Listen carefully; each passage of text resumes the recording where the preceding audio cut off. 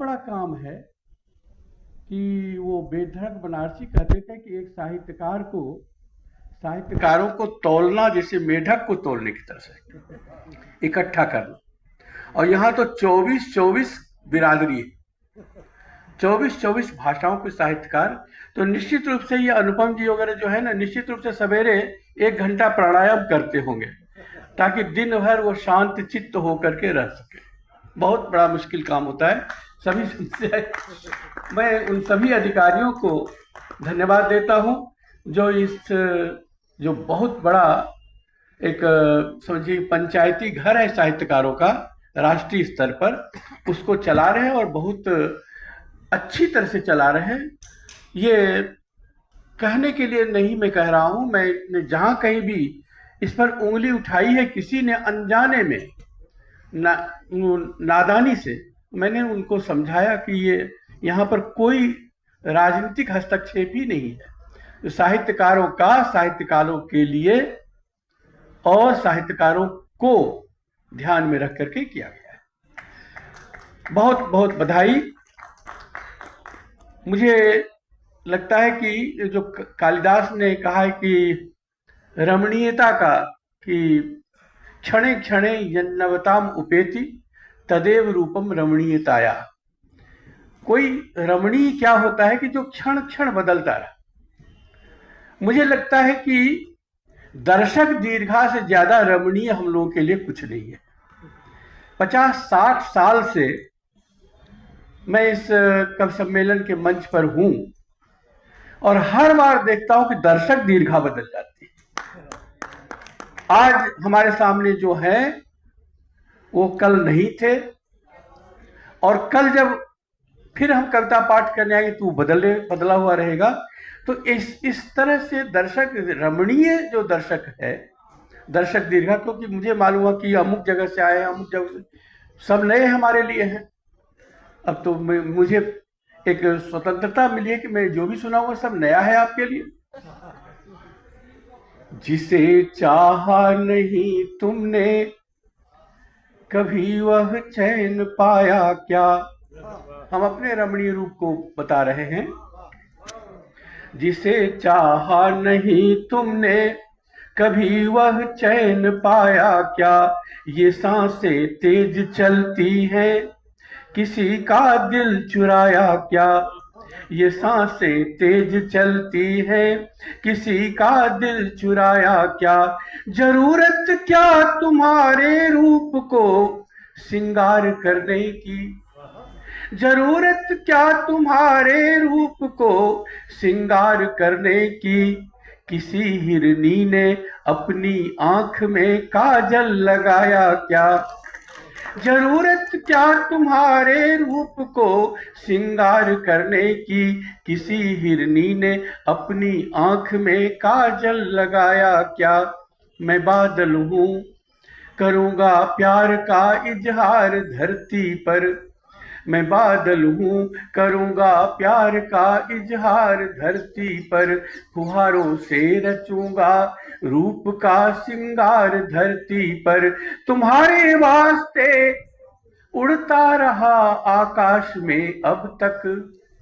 तुम्हारे वास्ते उड़ता रहा आकाश में अब तक। तुम्हारे वास्ते बरसूंगा मैं 100 बार धरती पर।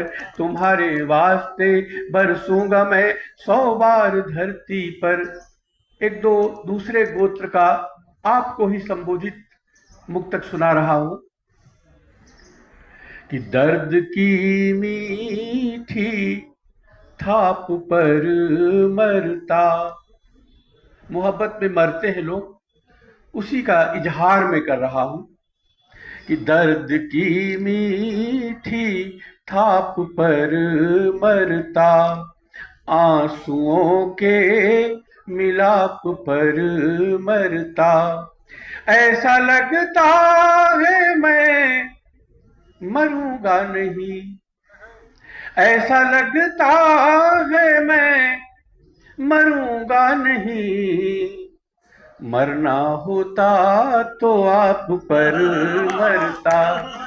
ऐसा लगता है मैं मरूंगा नहीं, मरना होता तो आप पर मरता, प्रेम का पाठ सीखता ही रहा, प्रेम का पाठ सीखता ही रहा, और मन को परेखता ही रहा, सोचता ही रहा कि देखूं नहीं, सोचता ही रहा कि देखूं नहीं, उनको देखा तो देखता ही रहा।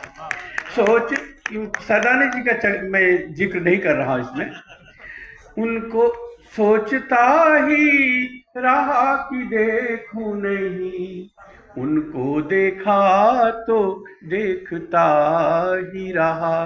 कुछ सामाजिक दायित्व की भी बात कर ली जाए मुक्तकों के माध्यम से, तो पहला मुक्तक मैं उस दृष्टि से सुना रहा हूं, सुनिएगा कि तुमने कोठा महल बनाया, इसमें गौर साहब नहीं है, तुमने कोठा महल बनाया नाती पोते की खातिर, तुमने कोठा महल बनाया नाती पोते की खातिर, उद्योगों का नगर बसाया नाती पोते की खातिर, इस गोरख धंधे में प्यारे तुम इतने मगरूर हुए, इस गोरख धंधे में प्यारे तुम इतने मगरूर हुए, तुमने पानी नहीं बचाया नाती पोते की खातिर, तुमने पानी नहीं बचाया नाती पोते की खातिर। बम्बई गया था तो वो गर्ल्स कॉलेज का कब सम्मेलन था, और वो सब ने कहा कि देखिए बहुत लड़के सब जो हैं वो बहुत हम लोग को परेशान करते हैं सड़क पर। मैंने एक मुक्तक उनको सुनाया, कहिए तो मैं यहां सुना दूंगा, सुनिएगा। तुम जलाओ न घी को अगन की तरह, तुम जलाओ न घी को अगन की तरह, वे भ्रमर है तो तुम भी सुमन की तरह, वे भ्रमर है तो तुम भी सुमन की तरह, भाइयों की यहाँ पर नहीं है कमी, भाइयों की यहाँ पर नहीं है कमी, थोड़ा चलना तो सीखो बहन की तरह, थोड़ा चलना तो सीखो बहन की तरह, भाइयों की यहाँ पर नहीं है कमी, थोड़ा चलना तो सीखो बहन की तरह, हमने सीखा है संगीत में बोलना, कुछ लोग छंद मुक्त बोलते हैं, हम लोग संगीत वही बात कहते हैं, दोनों में कोई अंतर नहीं। हमने सीखा है संगीत में बोलना, हार में बोलना जीत में बोलना, कहों से भरी रात में आपसे चाहता है ये दिल गीत में बोलना, चाहता है ये दिल गीत में बोलना। अब मेरे पास जो समय है वो 5 बजे तक हम लेंगे, क्योंकि अनुपम जी ने कहा है कि 3 बजे से 5 बजे तक। मुझे याद आ रहा है कि एक बार भोपाल दूरदर्शन का कब सम्मेलन था, और वो पता नहीं कैसे क्या था कि वो अंतर्राष्ट्रीय स्तर पर प्रसारित हो रहा था, और बीच में ही जब मैं कविता पढ़ने के लिए आया कि उसके बाद एक माहेश्वर थे और कोई नहीं था, तो धीरे से मेरे पास में एक पुर्जी आई कि आपको 40 मिनट तक कविता पढ़नी है, क्योंकि वो कहाँ पता नहीं क्या लिंक गड़बड़ हो गया है, तो आपको उस जब तक वो ठीक नहीं होता है तब तक आपको कविता तो मैं इस तरह की भी समस्याओं को झेलता रहा हूँ, लेकिन आज मैं पूरा का पूरा समय लूंगा। आज बहुत मौके से मिले हैं अनुपम जी, तो कभी पहले तो 5 मिनट में निपटा देते थे कि 3 मिनट हो गया आपका, जाइए। लेकिन आज जो है 5 बजे तक मैं कविता पाठ करूंगा। एक गीत सुनिएगा। सबसे पहले मैं सुनाना चाहता हूं जो हमारे सब नए जो दिखाई पड़ रहे हैं, केवल प्रदीप जी वगैरह हैं कुछ जो पहले से परिचित हैं, सुपरिचित हैं, लेकिन अधिकतर जो है नए हमारे सामने हैं। तुम इतने समीप आओगे मैंने कभी नहीं सोचा था, तुम इतने समीप आओगे मैंने कभी नहीं सोचा था। तुम यूं आए पास कि जैसे उतरे शशि जल भरे ताल में, तुम यूं आए पास कि जैसे उतरे शशि जल भरे ताल में, या फिर तीतर पाखी बादल बरसे धरती पर अकाल में। तुम घन बनकर छा जाओगे मैंने कभी नहीं सोचा था, तुम घन बनकर छा जाओगे मैंने कभी नहीं सोचा था, तुम इतने समीप आओगे मैंने कभी नहीं सोचा था। भारतीय नारी के स्वभाव को 2 पंक्तियों में व्यक्त कर रहा हूं, सुनिएगा कि यह जो हरी दूब है धरती से चिपके रहने की आदि, यह जो हरी दूब है धरती से चिपके रहने की आदि, मिली न इसके सपनों को भी नभ में उड़ने की आजादी। इसकी नींद उड़ा जाओगे मैंने कभी नहीं सोचा था, इसकी नींद उड़ा जाओगे मैंने कभी नहीं सोचा था, तुम इतने समीप आओगे मैंने कभी नहीं सोचा था। एक मैंने हिंदी के व्याकरण को ठीक किया है प्रकृति के अनुसार।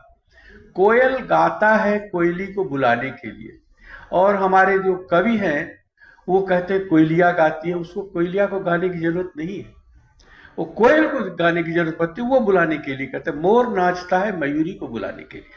अब देखिए कैसे मैंने किया है कि जिसके लिए मयूर नाचता, जिसके लिए कूकता कोयल, जिसके लिए मयूर नाचता, जिसके लिए कूकता कोयल, वन वन फिरता रहा जन्म भर मन हिरना जिससे हो घायल, उसे बांध तुम दुलराओगे मैंने कभी नहीं सोचा था, उसे बांध तुम दुलराओगे मैंने कभी नहीं सोचा था, तुम इतने समीप आओगे मैंने कभी नहीं सोचा था। अंतिम बंद कि मैंने कभी नहीं सोचा था इतना मादक है जीवन भी, मैंने कभी नहीं सोचा था इतना मादक है जीवन भी, खिंचकर दूर तलक आए हैं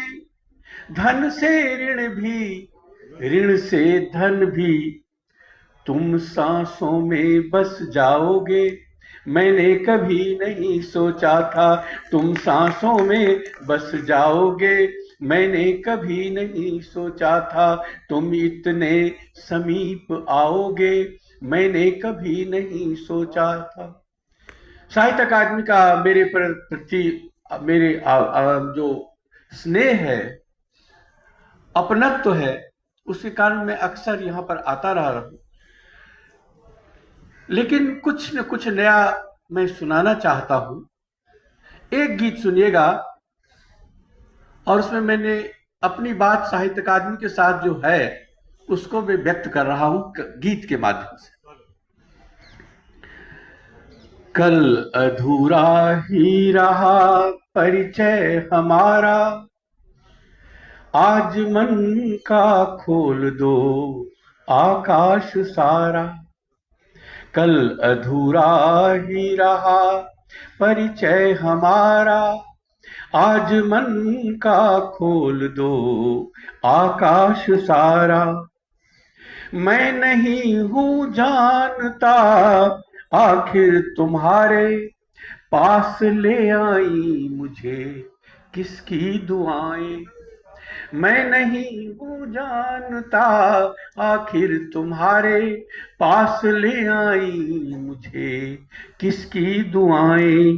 दूर जितना जो रहा उतना विधावह रूप से साक्षी अजंता की गुफाएं। कहते कि अजंता की गुफाएं बौद्ध भिक्षुओं ने उन चित्र बनाया था। तो दूर जितना जो रहा उतना विधावह रूप से साक्षी अजंता की गुफाएं। मैं तुम्हारे संग मृगजल ढूंढ लूंगा, मैं तुम्हारे संग मृगजल ढूंढ लूंगा, छोड़ पीछे रेत बनता सिंधु खारा। कल अधूरा ही रहा परिचय हमारा, आज मन का खोल दो आकाश सारा। अगले बंद में एक बात मैंने देखी कि पता नहीं क्या कौन सा टेलीपैथी है कि यहाँ भी वो उस पूर्णिमा की रात में वो जो रात रानी पूरी तरह से गमकने लगती है, और अगर तालाब में भी जाता तो वहां भी इनके बीच क्या है संबंध। एक मुक्तक एक बंद इस पर सुनिएगा कि यह असंभव फूल का मौसम भिगोए और भीगे सिर्फ मेरा मन अकेला। यह असंभव फूल का मौसम भिगोए और भीगे सिर्फ मेरा मन अकेला। बौरते हैं संग सारे वृक्ष जग के, जब कभी ऋतु की हुई श्रृंगार बेला। फिर समझ लूं क्यों न मैं जो चाहता हूँ, फिर समझ लूं कि क्यों न मैं जो चाहता हूँ, चाहता है वही अंतर मन तुम्हारा। कल अधूरा ही रहा परिचय हमारा, आज मन का खोल दो आकाश सारा। अंतिम बंद विशेष रूप से सुनिएगा कि क्या जरूरी है कि सारी बात कह दूं शब्द में ही, फिर नयन ये क्या करेंगे। क्या जरूरी है कि सारी बात कह दूं शब्द में ही, फिर नयन ये क्या करेंगे। कांपते हाथों धरूं आंचल तुम्हारा, तो मनोरथ के पवन वे क्या करेंगे। कांपते हाथों धरूं आंचल तुम्हारा, तो मनोरथ के पवन वे क्या करेंगे। आज परते तोड़ खुलकर संग जी ले, आज परते तोड़ खुलकर संग जी ले, सोच कर शायद न हो मिलना दोबारा। आज परते तोड़ खुलकर संग जी ले, सोच कर शायद न हो मिलना दोबारा। कल अधूरा ही रहा परिचय हमारा, आज मन का खोल दो आकाश सारा। एक विचित्र भीतर में राग रहता है, बाहर विराग रहता है। अनुराग विराग के बीच रचनाकार कैसे अपनी बातों को कहता है, उसके उदाहरण के रूप में एक गीत प्रस्तुत कर रहा हूं। सुनिएगा। मैंने जीवन भर बैराग जिया है, सच है। मैंने जीवन भर बैराग जिया है, सच है। लेकिन तुमसे प्यार किया है, ये भी सच है। मैंने जीवन भर बैराग जिया है, सच है। लेकिन तुमसे प्यार किया है, ये भी सच है। जानू मैं सैकड़ों निगाहें घूर रही हैं, फिर भी अपनी ही मैं राह चला करता हूँ। जानू मैं सैकड़ों निगाहें घूर रही हैं, फिर भी अपनी ही मैं राह चला करता हूँ, पर पतंग के लौ दीपक की दोनों बनकर मैं ही अक्सर नीरव रात जला करता हूँ, पर पतंग के लौ दीपक की दोनों बनकर मैं ही अक्सर नीरव रात जला करता हूँ। मैंने युग का सारा तमस पिया है, सच है।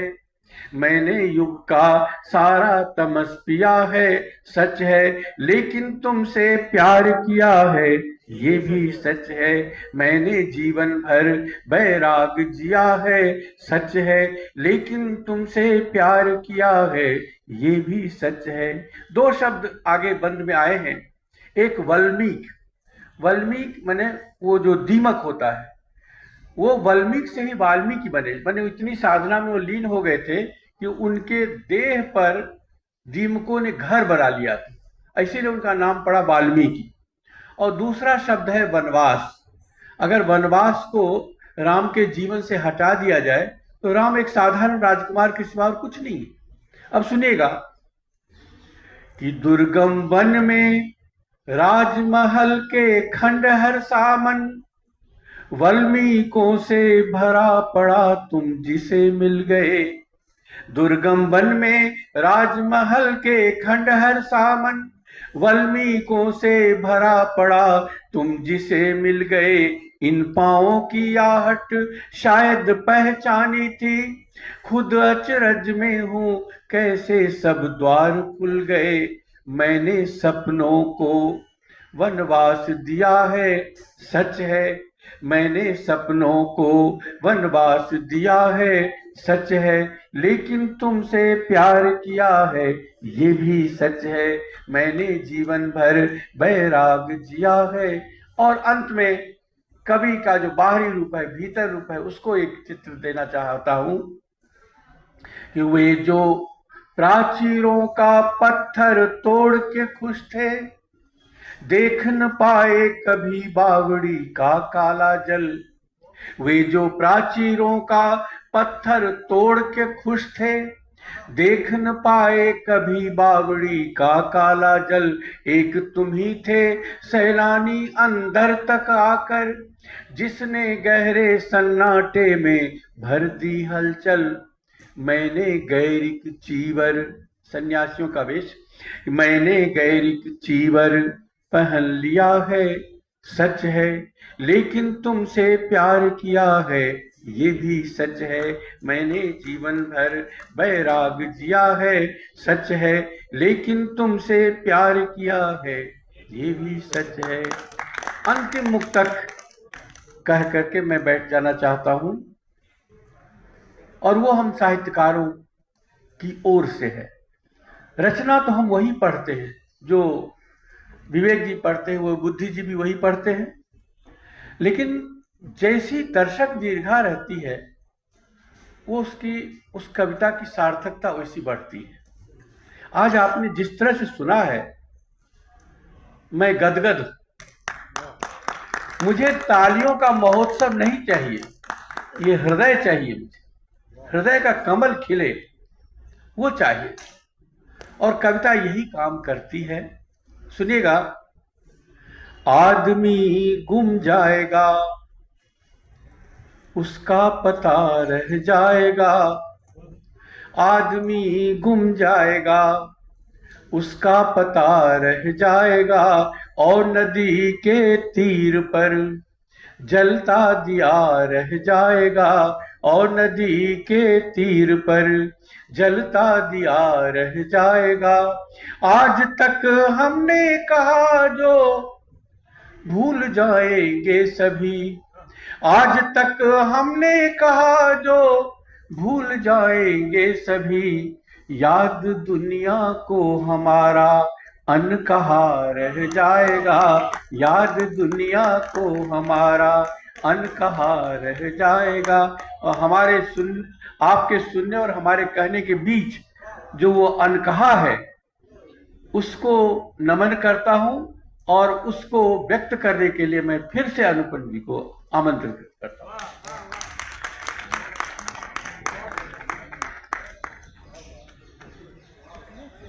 बहुत बहुत धन्यवाद आदरणीय बुद्धिनाथ मिश्र जी। हमारे आज के रचनाकारों ने जिस तरीके से काव्य पाठ किया है, और रचनाकार जैसा भी बुद्धिनाथ जी ने कहा कि इससे अद्भुत और कुछ नहीं हो सकता है कि उन्हें अच्छे श्रोता मिले। आप जैसे सुधी श्रोताओं ने जितने मनोयोग से हमारे कवियों को सुना है, क्योंकि कवि जब रचनाएं लिखता है तो कई बार वो आपको 5 मिनट में 10 मिनट में पढ़ देता है सामने, या आप पन्ने पर छोटी सी कुछ पंक्तियों में कविताएं पढ़ लेते हैं, लेकिन उसको व्यक्त करने के लिए वो अपनी बहुत सारी नींदें बलि चढ़ा देता है। उन पंक्तियों में सिर्फ वो काले अक्षर ही नहीं है, उनमें उन कवियों, उन रचनाकारों की अनींदें हैं, उनका मोल कोई नहीं दे सकता है। इन कवियों ने जितने मन से कविताएं लिखी हैं, मैं ज्ञान प्रकाश विवेक जी के जिस गजल के शेर का जिक्र कर रहा था, मैं उसे आपके सामने प्रस्तुत कर दे रहा हूं। वो इसी बात से जुड़ी हुई चीज है। शायद वहां निशान था लक्ष्मण लकीर का, शायद वहां निशान था लक्ष्मण लकीर का, लिखा है धूप ने जहां दोहा कबीर का। शायद वहां निशान था लक्ष्मण लकीर का, मुझे लग रहा है यही है वो निशान, जहां पर इतनी सुंदर विभूतियां हम आज जिनको सुनने का अवसर पा रहे हैं, सौभाग्य पा रहे हैं। शायद वहां निशान था लक्ष्मण लकीर का, लिखा है धूप ने जहां दोहा कबीर का। और लड़ना है गर तो ढूंढ बराबर का आदमी, लड़ना है गर तो ढूंढ बराबर का आदमी, तू क्यों खड़ा है रोक के रास्ता फकीर का। ये हमारे समय के वो फकीर हैं जो हमारे समय को रास्ता दिखाते हैं, हमारे समय को दुरुस्त करते हैं। हम जहां गलतियां करते हैं उससे हमें आगाह करते हैं, हमें संवेदनशील बनाते हैं, मूलतः हमें मनुष्य बनाने का काम करते हैं। मैं सौभाग्यशाली हूं कि साहित्य अकादमी के इन मंच पर हम ऐसे रचनाकारों को आमंत्रित कर पाते हैं। साहित्य अकादमी ऐसे रचनाकारों का विशेष रूप से सम्मान करती है। आप सभी सुधी श्रोताओं, साहित्य प्रेमियों का विशेष रूप से सम्मान करती है। मेरे लिए ये बहुत ही सूचना देते हुए बहुत सुखद है कि जैसा मैंने कहा कि साहित्य अकादमी वरिष्ठों का सम्मान करती है और युवाओं का भी सम्मान करती है।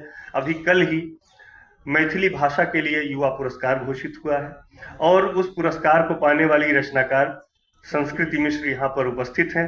मैं उनको चाहता हूँ कि वो कृपया मंच पर आए।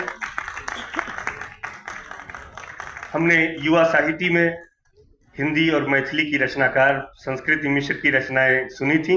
मैं साहित्य अकादमी की ओर से इनका भी अभिनंदन करता हूं। एक बार जोरदार तालियों से हम संस्कृति का अभिनंदन करते हैं, और मैं आप सबके प्रति बहुत आभारी हूं कि आपने इतने अच्छे तरीके से इस कार्यक्रम को सुना, हमारे इस कार्यक्रम को सफल बनाया। बहुत बहुत धन्यवाद। नमस्कार।